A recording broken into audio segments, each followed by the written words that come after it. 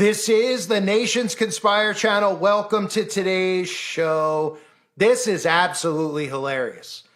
For anyone out there, today, if you didn't know, was Jimmy Carter's funeral, and Donald Trump decided to give a giant middle finger to Maga. But of course, we all know that Trump could hold up a middle finger to these people, and they'll fall at his feet and cry just for the notion that he acknowledged their existence, because they idol worship this fool, and he could do whatever he wants out in the open, including talking about fulfilling the Club of Rome's goal of creating 10 kingdoms, which is what he's openly admitting to trying to do now with Canada and Greenland, not even in office yet, and talking about New World Order globalist goals. But if you didn't see this clip, this might be the funniest clip that I have ever seen in my life. And I don't often say that, but I couldn't stop laughing at the commentary, a commentary of this. So what we have is Jimmy Carter's funeral, and people will make excuses like they always do for Trump. Trump is sitting directly next to Barry Soetoro, Barack Obama, and of course, I'm surprised by Big Mike's absence here. Barack sits right next to Donald Trump, and they are having a ball. They look like they've been involved in some secretive acts together. I mean, they look to know each other pretty well. Now, if you go back to the campaign trail and all the things about birth certificates and how Donald Trump's going to end democracy, pretty amazing that these two could sit side by side when the majority of people who are conservative and Republican and Democrat don't even want to be within 500 feet of one another, let alone smile and have a conversation with one another, because people like this are responsible for creating the division. And they're showing you here what actors they are. And you'll listen when I play this clip to the commentary from the news anchors. They say things like, it's amazing that these two who fought so fiercely, who hate one another, probably more than anyone in American history, how they're able to bond over Jimmy Carter. They're bonding over the re-election of Donald Trump because things are settled now. They don't have to be down each other's throats, even though every single thing Donald Trump does, Barack Obama is going to oppose. But you know what? They're able to get along with people they disagree with. That's the quote that they leave you with. And they say they're wondering what they're talking about. Keep an eye on the other people who are going to pop on your screen, okay? Because it's a who's who of what they like to call the deep state, even though apparently the deep state's only Democrats. It's not Republicans. But then if you disagree with Donald Trump, you're thrown in the deep state like Mike Pence is. But Mike Pence is there. Remember, Mike Pence said, well, MAGA hates Mike Pence. He's right behind him, right? They're not friends anymore. Of course, the Clintons are a couple seats down, but they put them on opposite ends. They make sure on camera they don't have them shake hands and hug. They don't want to go too far into getting MAGA angry, because if he was to kiss Hillary Clinton on the cheek, well, these people might lose their minds. But don't forget, he was supposed to arrest her, drain the swamp. You got the Clintons in the same row, but he's got to keep the peace, right? Donald, there's a bigger plan. Don't you guys know? It's 6D chess. Donald Trump has to show up here, keep the peace, and, be in the same aisle as them and talk to them and mingle with them, just like he does with Klaus Schwab and all the other globalists. And, if you actually use critical thinking and look at these people for what they are, which are professional liars, well, you're just, what's your problem? Donald Trump's, he's chosen by God, right? He's chosen by God. Well, him and Barack, seem to be having one heck of a conversation. There, listen to the commentary. You are going to get a kick out of this. Sitting next to President Trump, suffice it to say, something you just don't see. It is not a common occurrence. That so is much for history. Sure. Barack Obama campaigning for the Vice President Kamala Harris. Obviously, she did not prevail. And now sitting next to Donald Trump, exchanging a smile. Former President George W. Bush, former First Lady Laura Bush, shaking the hands. And this, as Jimmy Carter probably would have liked, is somewhat cathartic for a country that the vast majority of people truly hunger for some sort of connection and way forward to try to erase some of these dividing lines. The Bushes, Barack Obama, Donald and Melania Trump. Here we see former President Bill Clinton, former First Lady Hillary Clinton, former Secretary of State, obviously.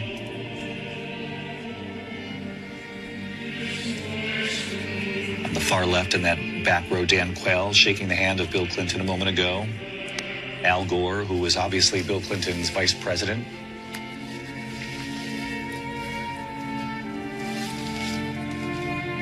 So many mini chapters of history, if you will. Obviously, Hillary Clinton having run against Donald Trump in 2016, losing that election, the Electoral College in a very close election, winning the popular vote. Returning here with her husband, sitting next to George W. Bush, where she has been seated many times before.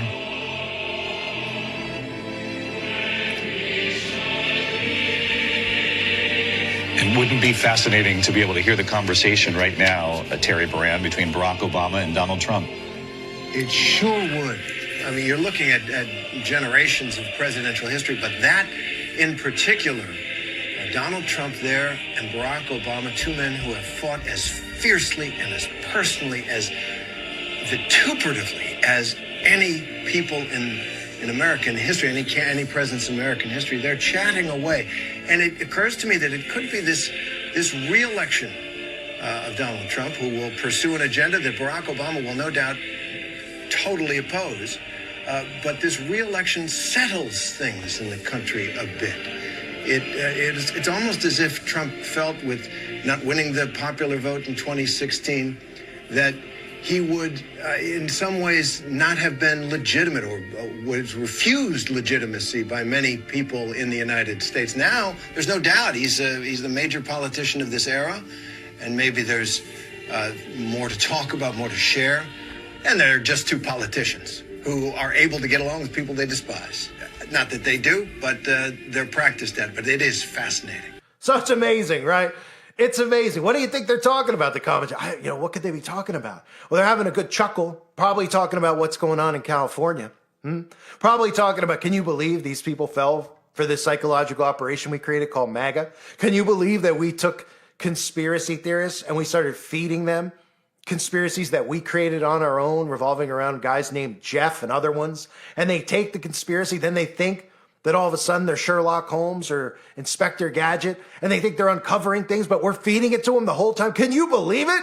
Can you believe it? Can you believe that because California is a democratic state, that they're not going to question a directed energy weapon or using HARP to have the winds actually push this flyer and make it bigger and bigger so that we could wipe out Los Angeles and put in a smart city? Can you believe these people? And they're just having a chuckle over it. That's what they're actually saying, is that they can't believe that there are suckers out there that think that they're not in cahoots with one another. They can't believe there's suckers out there that think that these people feel the way that you feel about the opposite political party, because these people don't. These people love each other. They're globalists. They're working together to keep you divided. That's why the commentators are going out of their way to say, well, I can't believe they're sitting together. But these types of, what was the exact quote? They're able to get along with people they despise, right? Isn't that great?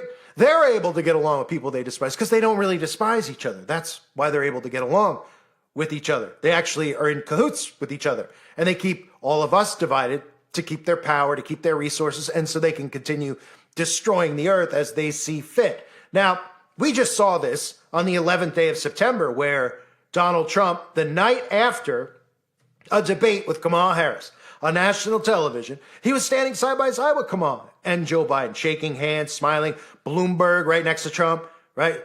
Schumer right next to Trump. All of them shaking hands, having a laugh. How many times have we seen Schumer and Trump, right? Schumer comes on TV, tells us Donald Trump's a destroy democracy, tells us that Donald Trump's the worst thing ever. But, anytime they have downtime together, they're arm in arm, smiling ear to ear. Donald Trump looked like he was on a date with Barry. They looked like they were at a ball game together. They're at a funeral, by the way. A supposed funeral, of course. We're really not going to doubt that Jimmy Carter, actually is dead. We're going to assume with the technology they have, he's either in a new body or, he's in a chamber somewhere frozen. But it doesn't look like Jimmy Carter's been alive for a long period of time. But they love to put this performance on, right? And they do it more and more now where they're actually around each other. And they really just go, we have these people in such a psychosis that we'll go near each other on national TV. We could smile next to each other. They could French kiss each other. Donald Trump could have shoved his tongue down Barry's throat, or even Big Mike's. And people out there would have come up with an excuse for Donald Trump, saying, well, he was just testing to see, what people out there would think, I don't know at this point what it would take for these people to wake up. But this should be another thing. And they'll just go, no. It's a funeral. for president, so they all have to go. He sat next to him because it goes in the order, of course, of the people and when they were president, right? Even though Biden's there, it goes in the order. So he had to sit next to so-and-so, and they had to sit next to so-and-so, right? And the Clintons had to be there even though Trump was there because it's a president. It's a rule, right? Even though Big Mike didn't show up. I mean, are you kidding me? How much more do you need to see of these people? I mean, the guy literally has just come out and talked about the Club of Rome's 10 Kingdom plan and how we're going to suddenly take over Canada out of nowhere. We're going to suddenly take over Greenland. This is a legitimate blueprint that the New World Order has created. And these people are making excuses for it. Right? People ask me often, they're like, why do they, why won't they wake up? I mean, once you see it, you see it. And then you wake up. Well, when it comes to the politics, these people don't want to wake up, not only because they love it. It's like being on a sports team. It's like telling a sports fan to quit rooting for their favorite team because they feel like they're a part of the team. You ever notice how sports fans after games are like, we lost? And you're just like, what? I didn't know you were on the Dallas Cowboys. I wasn't aware you were a New York Yankee. We lost. Well, I root for the team, so I'm on the team, right? Well, that's how they view politics. And then, of course, it's a lot easier for these people to put their faith and their hope in someone else to do the work that needs to be done, right? We can all look around us and say the world's a mess.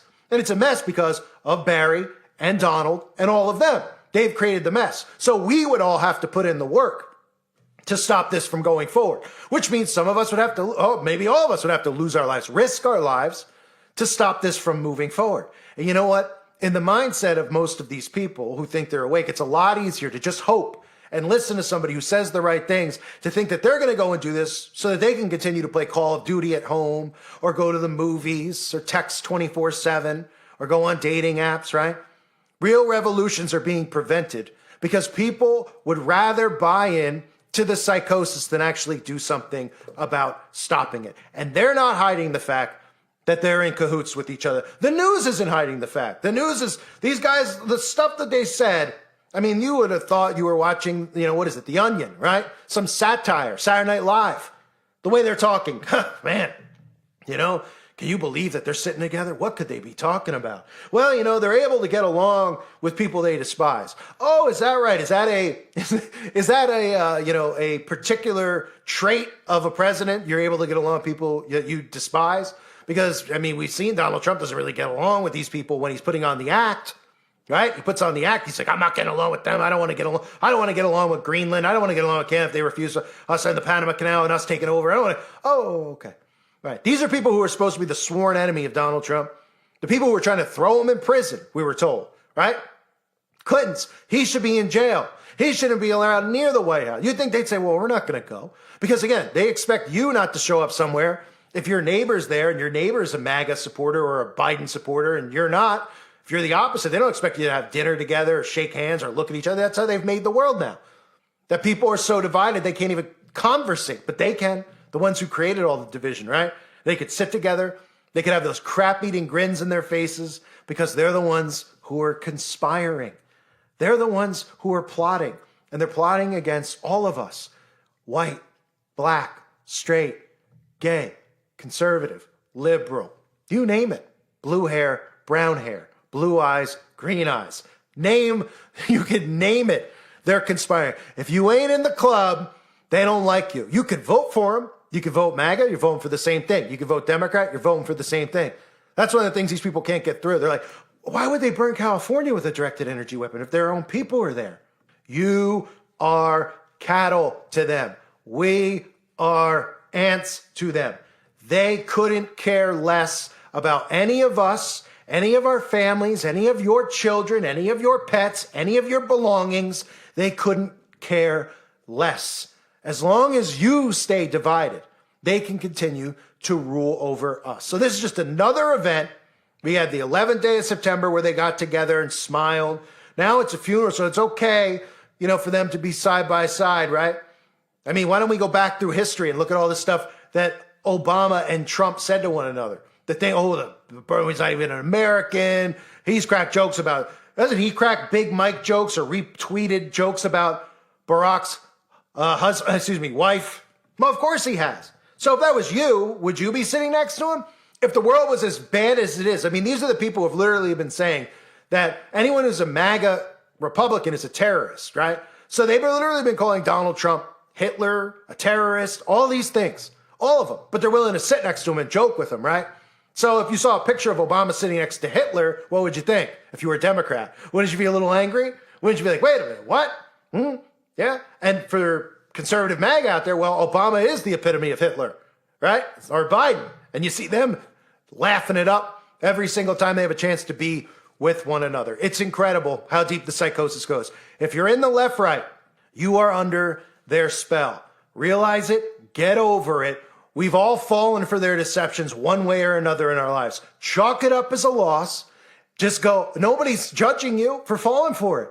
It's easy to fall for. It's a layered conspiracy. It's a layered level of mind control. There's layers to this where you think you're awake, right? But you're actually still in the psyop with these conspiracies they feed you, right? I'm awake. I know about the deep state. Well, I believe in Jeffrey because the government fed me this whole story. I would have never have known he existed if they didn't tell me in the first place, right? You got to come through the layers of it all. There's layers to it. Don't be embarrassed. Don't lose hope in humanity. If Donald Trump is one of them, that you have no hope anymore, because there is still hope. And the only hope anyone should have is through Jesus Christ. But if you're talking about hope in humanity, there's still hope in numbers for people who are awake. But if you stay stuck in the left, right, there's no hope for humanity. It's just going to continue to go on like this. Divide us, divide us, divide us. Set communities on fire, cities on fire. Hit them with hurricanes, hit them with tornadoes, hit them with this, hit them with that. Freeze their bank accounts, turn up their power grids, lock them down with outbreaks. That's how it's going to continue to go. As long as you're stuck in the left-right paradigm. Get past these people. Realize they're the ones responsible for the division. They're the ones responsible for the chaos as well. And then start thinking to yourself, you know what? Is it better off being stuck in the psychosis? No, it's not. Because you're just getting led exactly where they had planned to lead you all along. And Trump is leading you off a cliff. I thank everyone for being here. Hope you're all doing well. God bless you and your families as always.